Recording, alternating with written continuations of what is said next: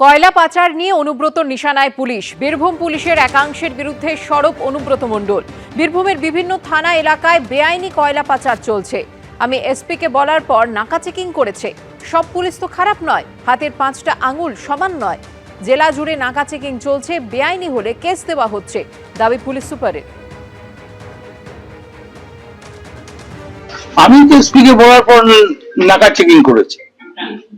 আমি তো গ্রামগঞ্জের মানুষ আমাকে খবর দিচ্ছে, রামপুরহাট থেকে ঝাড়খণ্ড থেকে রামপুরহাট দিয়ে ঢুকছে, মোহাম্মদ বাজার দিয়ে ঢুকছে, তারপর তোমার রাজনগর হয়ে সিউড়ি হয়ে ঢুকছে, 11 মাইল হয়ে ঢুকছে। কিছু পুলিশ হাতে যেমন 5টা আঙুল সমান নয়, কিছু পুলিশ তো নোংরামির সঙ্গে জড়িত আছে।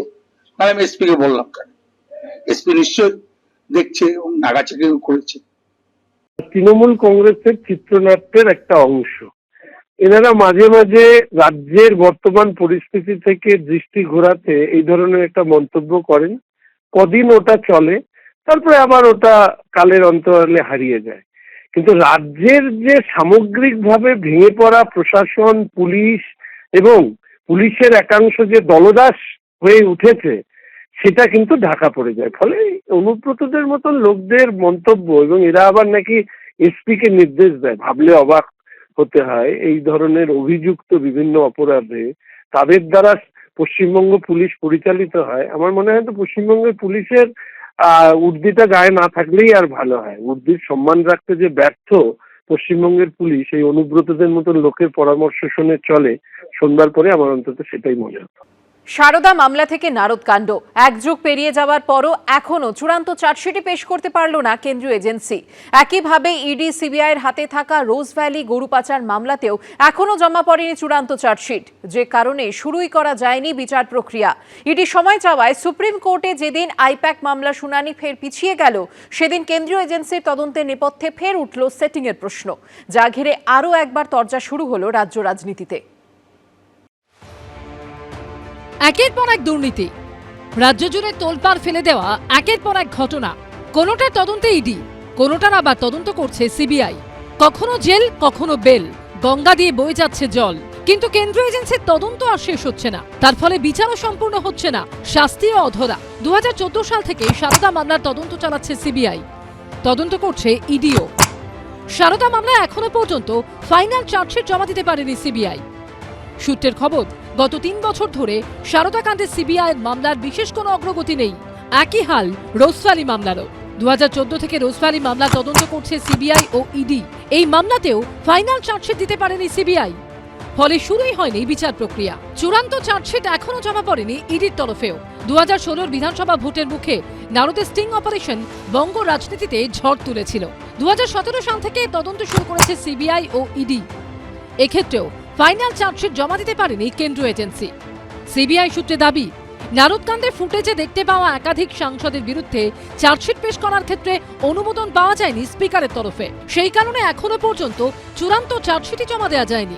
দিল্লির প্রহরীরা এই সংগঠনগুলোকে, সংস্থাগুলোকে কার্যত এলেবেলে করে দিয়েছে। অভয়াকাণ্ডে দেখেননি রাজ্য পুলিশের রিপোর্ট, যা অনেক বাজার গরম করেও সিবিআই এর পারলে প্রায় এক ইঞ্চি এগোতে পারল না। অপদার্থ ইডি এবং সিবিআই, দায় দিল্লিওয়ালাদের। একটারও নিষ্পত্তি হয়নি, কারণ কেন্দ্রীয় সরকারও চান না, কেন্দ্রের শাসক দলও চান না, বাংলার শাসক দলও চান না। সেই জন্য আমরা বারবার সেটিংয়ের কথা বলি। চিটফান্ড কাণ্ড বা নারদার মতোই কয়লা ও গরু পাচার মামলাতেও তদন্ত করছে দুই কেন্দ্রীয় এজেন্সি। গরু পাচার মামলা এই মুহূর্তে রয়েছে দিল্লির রাউস অ্যাভিনিউ কোর্টে। সূত্রের খবর, এই মামলায় চূড়ান্ত চার্জশিট জমা দেওয়ার প্রস্তুতি নিচ্ছে সিবিআই। কয়লাকাণ্ডে সিবিআইয়ের মামলা বিচারাধীন রয়েছে আসানসোল আদালতে। এই মামলায় বিনয় মিশ্রকে পলাতক দেখিয়ে চূড়ান্ত চার্জশিট জমা দিয়েছে সিবিআই। অভিযুক্তদের বিরুদ্ধে শুরু হয়েছে বিচার প্রক্রিয়া, তবে ইডির তরফে এই মামলায় এখনো পর্যন্ত জমা পড়েনি চূড়ান্ত চার্জশিট।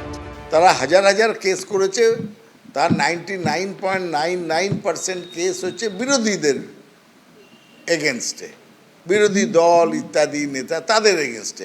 কোথাও দেখবেন না ঠোস প্রমাণ থাকা সত্ত্বেও বিজেপির কারোর বিরুদ্ধে আছে।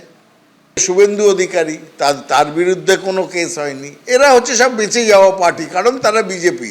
বাঘ যখন শিকার ধরে সোজাসুজি লাভ দেয় না, 3 পা পেছোয়, তারপরে শিকারের ওপর ঝাঁপিয়ে পড়ে।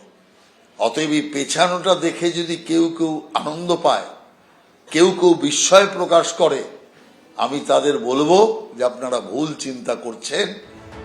শিক্ষা নিয়োগ দুর্নীতি মামলায় কিছুটা হলেও এগিয়েছে তদন্ত।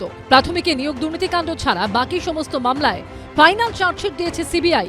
শুরু হয়েছে বিচার প্রক্রিয়া। নিয়োগ দুর্নীতিকাণ্ডে বিচার প্রক্রিয়া চলছে ইডির মামলাতেও। প্রকাশ সিনহা, সুকান্ত মুখোপাধ্যায় ও ঝিলম করঞ্জয়ের রিপোর্ট, এবিপি আনন্দ। জলাজমি বুঝিয়ে বাড়ি তৈরির অভিযোগে এবার সাসপেন্ডেড তৃণমূল নেতা হুমায়ুন কবিরের স্ত্রীকে নোটিশ পাঠালো রাজ্যের ভূমি ও ভূমি সংস্কার দফতর। 7 দিনের মধ্যে হুমায়ুন পত্নী মীরা সুলতানার থেকে জবাব তলব করা হয়েছে। এরই মধ্যে নিজের জামাই ও তৃণমূলকে নিয়ে চাঞ্চল্যকর দাবি করেছেন হুমায়ুন কবির। আদালতের নির্দেশে সাসপেন্ডেড তৃণমূল বিধায়ক হুমায়ুন কবিরের মেয়ের শ্বশুরবাড়ির সম্পত্তি বাজেয়াপ্তের পর এবার নোটিশ পেলেন ভরতপুরের বিধায়কের স্ত্রী। জলাজমি বুঝিয়ে বাড়ি তৈরির অভিযোগে হুমায়ুন কবিরের স্ত্রী মীরা সুলতানাকে নোটিশ পাঠালো রাজ্যের ভূমি ও ভূমি সংস্কার দফতর। অভিযোগ, বেলডাঙ্গা 2 নম্বর ব্লকের নারকেল বাড়িতে হুমায়ুন কবিরের যে বাড়ি রয়েছে তার নিয়ম না মেনে জমির চরিত্র পরিবর্তন করে তৈরি করা হয়েছে। তার জন্য সংশ্লিষ্ট কর্তৃপক্ষের কোনো অনুমতি নেওয়া হয়নি। হুমায়ুন পত্নীর থেকে 7 দিনের মধ্যে জবাব তলব করা হয়েছে। যা খুশি করতে পারে। এটা 2003 সালে ওখানে কনস্ট্রাকশন শুরু হয়েছিল।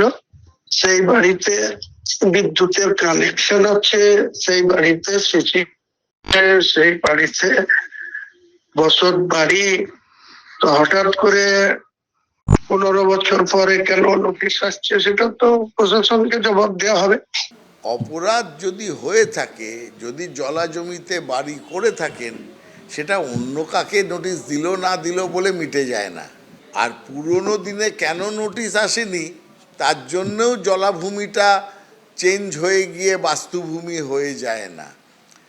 আপনার ওপরে একটা নোটিশ হয়েছে, আপনাকে কারণ দেখাতে হবে, না হলে বাড়ি ভেঙে দেওয়া হবে।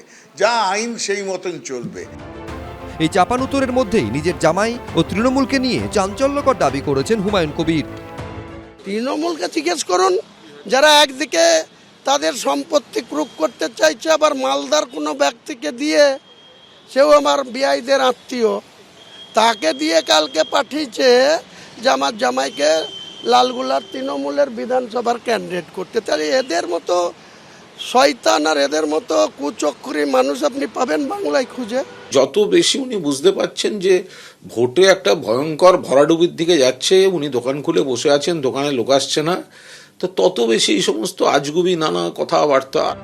এই আবহে এবার ভাঙড়ের বহিষ্কৃত তৃণমূল নেতা আরাবুল ইসলামকে নিয়েও নতুন দাবি করেছেন হুমায়ুন কবির।